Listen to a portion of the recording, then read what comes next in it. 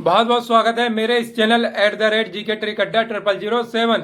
मेरा नाम है सैफ अंसारी। आज मैं आपके सामने एक और वीडियो लेके आया हूँ। इस वीडियो में आपके लिए इंडियन रेलवे अप्रेंटिस 2026, जिसके अब ये अप्रेंटिस होती क्या चीज़ है। देखो, अप्रेंटिस का मतलब ये होता है आपके पास एक्सपीरियंस सर्टिफिकेट आ जाता है इसे करने के बाद। मतलब इसके कहने का मतलब यह है, ये ट्रेनिंग सर्टिफिकेट होता है।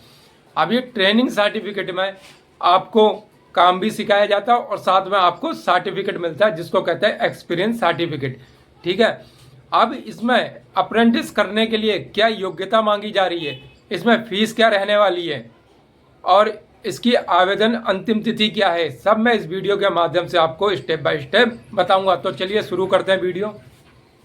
Indian railway apprentice 2026 total post की बात कर लें, 6777 आपकी टोटल पोस्ट है। इसमें योग्यता आपकी 10वीं पास मांगी जा रही है और साथ में 10वीं में आपके टोटल 50% नंबर होने चाहिए और आपके पास ITI होना चाहिए, वो भी NCVT वाला। ठीक है, ये योग्यता मांगी जा रही है। 10वीं होनी चाहिए और 10वीं में सब अंक टोटल मिला के आपके 50% होने चाहिए, प्लस आपके पास ITI NCVT। ठीक है। ये जो 10वीं में अंक मांगे जा रहे हैं 50%, ये तो आपके पास कम से कम होने चाहिए इस फॉर्म को भरने के लिए, और अधिकतम चाहे कितने भी हों उससे कोई फर्क नहीं पड़ेगा। कम से कम 50% होने चाहिए आपके 10वीं अंक क्लास में। ठीक है। अब देखो, अब मैं आपको एज की बात बता देता हूँ। इसमें 15 से 24 वर्ष तक आपकी एज मांगी जा रही है, कम से कम 15 और अधिकतम आपकी 24 वर्ष। और इसमें जैसा आपको पता है, इनमें छूट भी मिलती है कुछ श्रेणियों को, जैसे OBC SC ST। OBC वालों के लिए 3 वर्ष की छूट और SC ST के लिए पूरे 5 वर्ष की छूट रहने वाली है। ठीक है। अब इसमें मैं फीस की बात बता दूं। जनरल वाले हों, चाहे OBC वाले हों, चाहे EWS वाले हों, इनके लिए तो भाई देखो 100 रुपये की फीस रहने वाली है।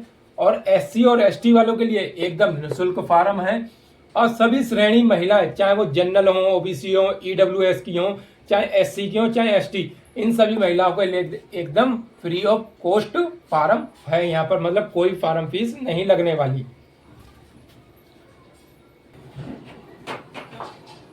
अब देखो, मैंने आपको इसमें योग्यता बता दी, पोस्ट बता दी, फार्म फीस बता दी। अब मैं इसमें आपको पोस्ट के बारे में स्टेप बाय स्टेप बताऊंगा।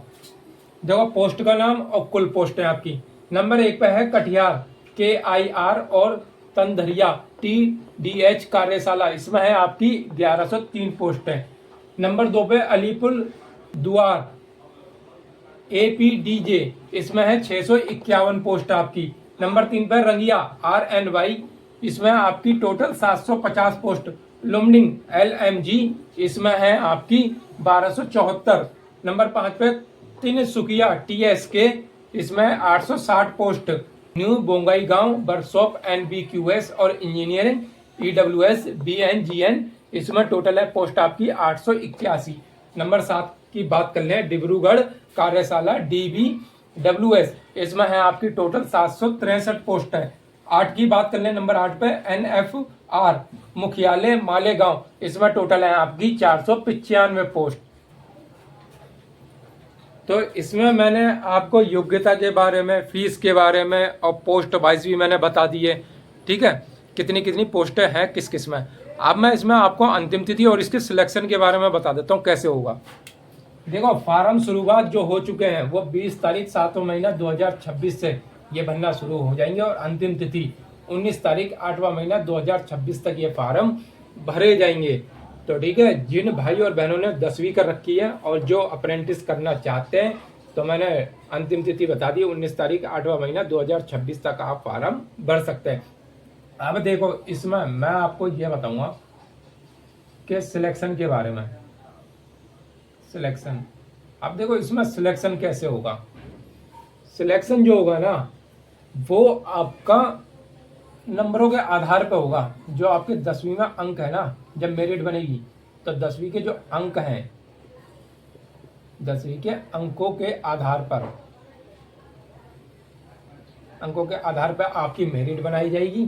ठीक है। और इसमें एग्जाम कैसा भी नहीं होगा, सिर्फ आपके जो 10वीं में अंक है ना उसके आधार पर आपकी मेरिट बनेगी। और फार्म भरने के लिए मैंने बता दिया 10वीं होनी चाहिए और 10वीं में कम से कम 50% होने चाहिए और साथ में आपके पास ITI NCVT वाला होना चाहिए अप्रेंटिस करने के लिए। ठीक है। तो 10वीं के अंकों के आधार पर आपकी मेरिट बनेगी, एग्जाम कैसा भी नहीं होगा। और इसमें मैंने अप्लाई का बता दिया है, जिन चाहे वो पुरुष हो चाहे वो महिला हो, अप्लाई तो दोनों लोग अप्लाई कर सकते हैं जिन्होंने 10वीं 50% अंक के साथ कर रखा है और साथ में ITI NCVT वाला है। ठीक है। तो अप्रेंटिस का एक सबसे बड़ा फायदा क्या होता है, देखो ये इसको ट्रेनिंग सर्टिफिकेट हो जाता है आपके पास, मतलब जिसको कहते हैं काम का अनुभव। ठीक है। अगर आपने देखा होगा जब आप अप्रेंटिस कर लेते तो रेलवे में अप्रेंटिस की वैकेंसियां भी बहुत आती है, तो इसमें आपको कोटा भी मिलता है। इस सर्टिफिकेट से आपको कोटा मिलता है कि लड़का एक्सपीरियंस वाला है, इनकी वैकेंसियां भी आती हैं। ठीक है। और दूसरी बात, अगर आप प्राइवेट में कहीं नौकरी देखने के लिए जाएंगे ना और वहाँ बोलेंगे कि आपने कहीं काम कराया था, हमें कम से कम 1 साल का एक्सपीरियंस सर्टिफिकेट चाहिए, कंपनियां मांगती है ना प्राइवेट वाली, तो आप ये सर्टिफिकेट वहाँ भी लगा सकते हैं क्योंकि एक्सपीरियंस के तौर पे आपका बिल्कुल चल जाएगा काम एकदम, और आपको नौकरी भी आसानी से मिल जाएगी। ठीक है। और रेलवे में तो आती हैं, आपको पता है अप्रेंटिस वालों को इसमें काफ़ी हद तक छूट भी मिलती है मेरिट में।